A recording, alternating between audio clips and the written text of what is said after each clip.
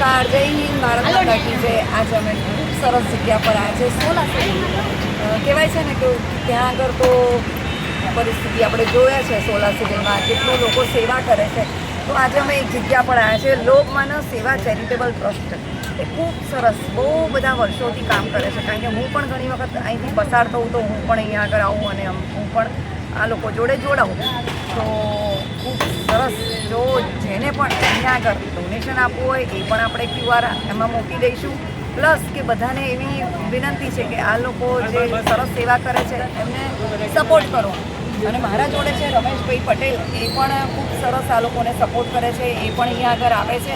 અને લોકમાનવ સેવા charitable trust જે સેવાકીય પ્રવૃત્તિ કરે છે એના જોડે અમે જોડાયેલા છે। તો રમેશભાઈ, બે શબ્દ લોકમાનવ સેવા ચેરિટેબલ ટ્રસ્ટ માટે કહેજો। લોકમાનવ સેવા ચેરિટેબલ ટ્રસ્ટ આમ તો એકચ્યુઅલી 2022થી અહીંયા આગળ ચાલે છે અને પહેલાં સિવિલના કમ્પાઉન્ડની અંદર હતું, પણ અત્યારે હાલમાં સંજોગ વરસાદ અહીંયા બહાર આવેલા છે અને લોકોને અહીંયા આગળ 5 વાગે એક્ઝેક્ટ જમવાનું ભોજન ફ્રી મળતું હોય છે।